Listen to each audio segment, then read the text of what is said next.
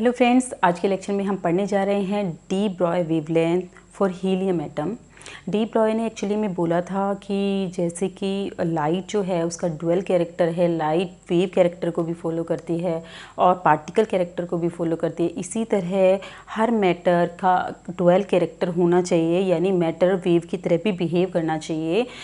उनकी इसी हाइपोथेसिस को प्रूव करने के लिए डेविसन जर्मन और जीपी थॉमसन इन दोनों ने एक्सपेरिमेंट किया था और एक्सपेरिमेंटली ये प्रूव किया था इलेक्ट्रॉन के केस में कि इलेक्ट्रॉन के साथ एक वेव एसोसिएट रहती है। तो डी ब्रोगली की हाइपोथेसिस प्रूव हो गई, मतलब उन्होंने एक्सपेरिमेंटली प्रूव किया कि डी ब्रॉय ने जो बोला था अपने अकॉर्डिंग कि हर मैटर के साथ वेव एसोसिएट रहती है, ये हमने पिछले लेक्चर में आप लोगों को बताया था। आपने अगर नहीं पढ़ा है तो आप वहाँ से फॉलो कर सकते हैं। इस लेक्चर में हम थोड़ा सा इलेक्ट्रॉन के केस में तो हम कर चुके हैं, इस लेक्चर में हम लोग हीलियम पार्टिकल के लिए करेंगे। हीलियम पार्टिकल के लिए जब फ्रेंच एंड स्टर्न ने 1930 में एक्सपेरिमेंट किया था और ये पता लगाया था कि हीलियम एटम के साथ भी एक वेव एसोसिएट रहती है। पिक्चर के लिए फ्रेंड्स हम लोग क्या करेंगे, पहले हम डी ब्रॉय की wavelength lambda is equal to H upon P इससे निकालेंगे कि वेवलेंथ कितनी है। बाद में एक्सपेरिमेंटली हीलियम एटम को डिफ्रैक्ट करके क्रिस्टल के साथ और ब्रैग्स की diffraction condition 2d sine theta is equal to N lambda, इसकी हेल्प से वेवलेंथ निकालेंगे और देखेंगे कि इन दोनों कंडीशन में वेव इक्वल आती है। इसका मतलब हीलियम पार्टिकल भी वेव की तरह बिहेव करता है। तो हम स्टार्ट करते हैं। एक्सपेरिमेंटल अरेंजमेंट ये है फ्रेंड्स, इसमें ये एक चैम्बर है जिसमें इसकी हेल्प से गर्म किया जा रहा है इसको, और टी टेम्परेचर पर जब ये गर्म हो जाएगा हीलियम गैस, तब उसमें से हीलियम के एटम निकलना शुरू हो जाएगी, एक बीम निकलनी शुरू हो जाएगी हीलियम के एटम की। ये वेलोसिटी सेलेक्टर लगाया है, वेलोसिटी सेलेक्टर में एक शाफ्ट है, ये दो डिस्क हैं, इन डिस्क में दो स्लॉट कटे हुए हैं और ये डिस्क लगातार घुमाई जा रही है।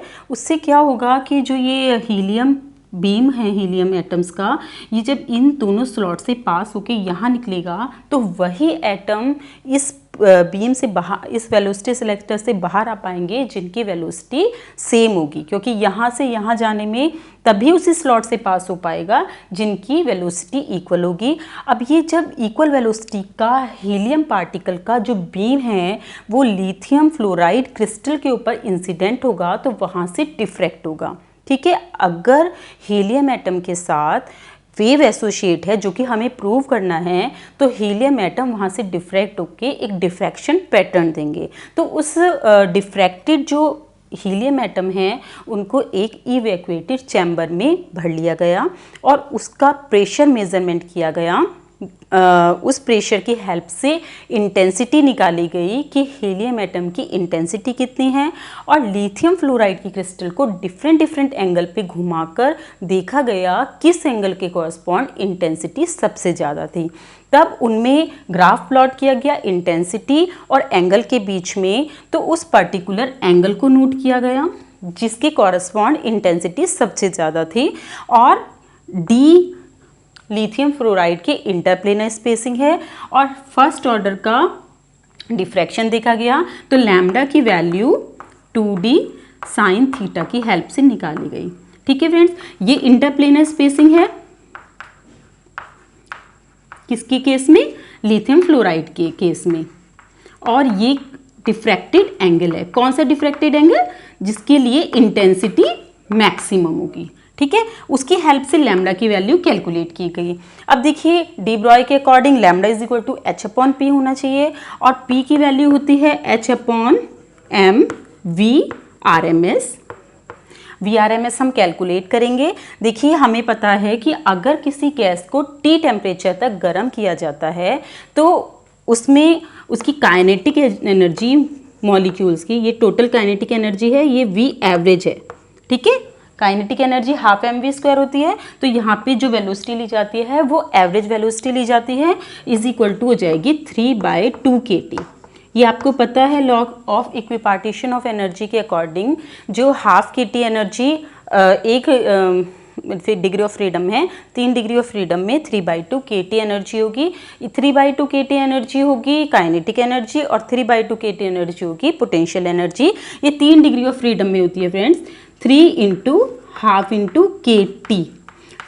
K इसमें बोल्ट्जमैन कांस्टेंट होता है और T टेम्परेचर होता है। कौन सा टेम्परेचर? केल्विन टेम्परेचर, जिस टेम्परेचर तक इसको गर्म किया जाता है। इस केस में 400 केल्विन टेम्परेचर तक गर्म किया गया और ये वाला फार्मूला रख के एवरेज वेलोसिटी की वैल्यू निकाली। एवरेज वेलोसिटी हो जाएगी 3 kT/m। ठीक है, हमें निकालना है VRMS। VRMS क्या होता है? √V एवरेज की स्क्वायर।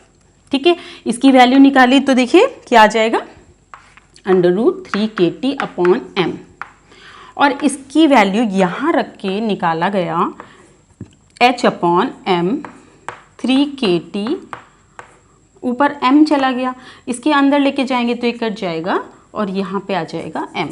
ठीक है, तो लैम्डा की value according to de Broglie lambda is equal to आ गया H/√3 kTm। इसकी हेल्प से वेलोसिटी निकाली, वेवलेंथ निकाली गई। देखिए H इसमें प्लैंक कांस्टेंट है, नोन है। K इसमें बोल्ट्जमैन कांस्टेंट है, नोन है। T टेम्परेचर 400 केल्विन तक गर्म किया गया। M mass of the helium atom है। तो इनकी हेल्प से डी ब्रॉय ने बोला कि वेवलेंथ इतनी होनी चाहिए अगर 400 केल्विन तक गर्म कर रहे हैं। और डिफ्रैक्शन पैटर्न जब देखा गया और थीटा की वैल्यू नोट की गई और लिथियम की इंटरप्लेनर स्पेसिंग एक्सरेज की हेल्प से निकाल ली गई है पहले से आपको पता है डी की वैल्यू क्या है, उससे वेवलेंथ निकाली गई। तो देखा गया ये दोनों वेवलेंथ सेम हैं। तो डी ब्रॉय की जो हाइपोथेसिस है वो प्रूव हो गई कि मैटर के साथ भी वेव एसोसिएट रहती है।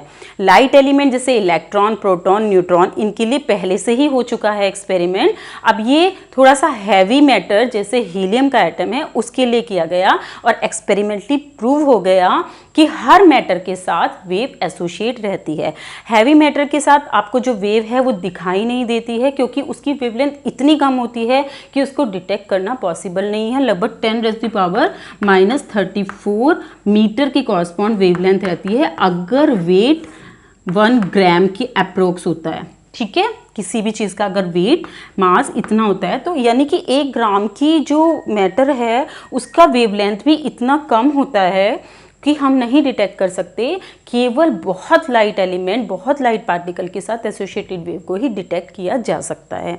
ठीक है फ्रेंड्स, ये है de Broglie wavelength for helium atom. Next lecture में हम नए टॉपिक के साथ फिर मिलने वाले हैं। Thank you.